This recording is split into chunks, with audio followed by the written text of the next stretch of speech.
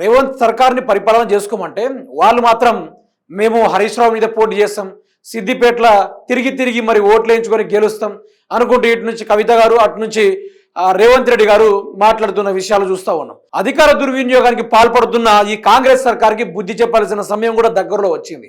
అయితే ఈ ప్రభుత్వం కాలయాపన చేసుకుంటూ ఈరోజు అసెంబ్లీలో ఆటలాడుకుంటూ అసెంబ్లీలో బడ్జెట్ సమావేశాలపైన కీలక చర్చలు పెట్టాల్సిన ఈ రాష్ట్ర ప్రభుత్వమే ఆటల పోటీల గురించి మాట్లాడుతూ ఉంటే రాష్ట్ర ప్రభుత్వం కాండ్రించి ఉమ్మేస్తున్న పరిస్థితిని కూడా మనం చూస్తూ ఉన్నాం. అయితే రేవంత్ రెడ్డి సర్కార్ తన నియోజకవర్గంలో తానే గెలిచేటట్టు లేరు. కానీ ఈరోజు ఏం చేస్తాను అంటే మీరే వినండి. దమ్ముంటే నాపై పోటీ చేయి, వేరెవరో ఎందుకు, నువ్వే సిద్దిపేట నుంచి బయటలో ఉండు. సీఎం రేవంత్ కు మాజీ మంత్రి హరీష్ రావు సవాల్. తల కిందులుగా తపస్సు చేసిన రేవంత్ మళ్ళీ సీఎం కాలేడు. ఏ టైంలో గోల్ కొట్టాలో బీఆర్ఎస్ కు బాగా తెలుసని వ్యాఖ్యానం. 6 గ్యారెంటీలు అమలు చేస్తే అభినందించే వాళ్ళం, చేయలేదు కాబట్టే చెవుల పూలతో అసెంబ్లీకి వచ్చాం. అసెంబ్లీని నడిపించడంలో కాంగ్రెస్ పూర్తిగా వైఫల్యమైంది. బీసీ ఎస్సీ ఎస్టీ నిధులు 98% పక్కదారి పట్టించారు.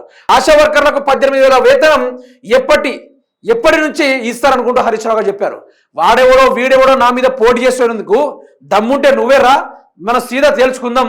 బీఆర్ఎస్ పార్టీకి ఎప్పుడు గోల్ కొట్టానో ఎక్కడ ఇరగదీయాలో బాగా తెలుసు అనుకుంటూ హరీష్ రావు గారు స్ట్రేట్ గా ఫార్వర్డ్ గా చెప్పారు. దీనికి ఇప్పటిదాకా రేవంత్ రెడ్డి గారు ప్రెస్ మీట్ లో కూర్చొని మళ్ళీ ఏం కూడా మాట్లాడలేదు. అంటే ఇక్కడ మీకు ఒకటే తెలవాలి, ఆ యొక్క హరీష్ రావు టార్గెట్ చేయాలి, మొత్తం ఓడించాలి, సిద్దిపేట నుంచి ఆయన బయటకు పంపించాలి.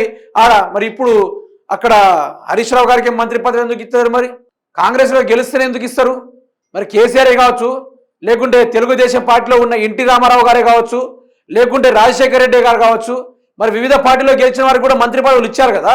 మరి వాళ్ళు కూడా వాళ్ళని దగ్గర చేర్చుకొని ముందుకు నడిపించారు కదా. వాళ్ళ నియోజకవర్గాన్ని అభివృద్ధి చేసుకోవడానికి డబ్బులు కూడా శాంక్షన్ చేశారు కదా. మరి అట్లాంటి టైంలో వాళ్ళు వ్యక్తులను చూశారు కానీ పార్టీలను చూడలే. మరి రేవంత్ రెడ్డి సర్కార్ ఎందుకు? సిద్దిపేటలో మనకున్న ఇన్ఫర్మేషన్ ప్రకారం హరీష్ రావు వెంట్రుకు కూడా పీకలేరు. వీళ్ళందరూ కలిసి వెంట్రుకు కూడా పీకలేరు. ఎన్ని డ్రామాలు, శాత కావడం లేదు వీళ్ళకి పరిపాలన. రాజీనామా చేసే దమ్ము లేదాయే, వీళ్ళకు ముందు నడిచే అసలు సోయే లేదాయే. వీళ్ళెట్లా మిత్రులారా సాగేది? వీళ్ళతో ఏమైనా అవుతుందా, ఏమైనా కుదురుతుందా? అంటే వీళ్ళతోటి నెత్తి మీద చేసిన ఎంట్రీ కూడా ఉయ్యదు. దండగా వీళ్ళు రాష్ట్రానికి దరిద్రం లెక్క దాపురిచ్చిర్రు. ఒక శని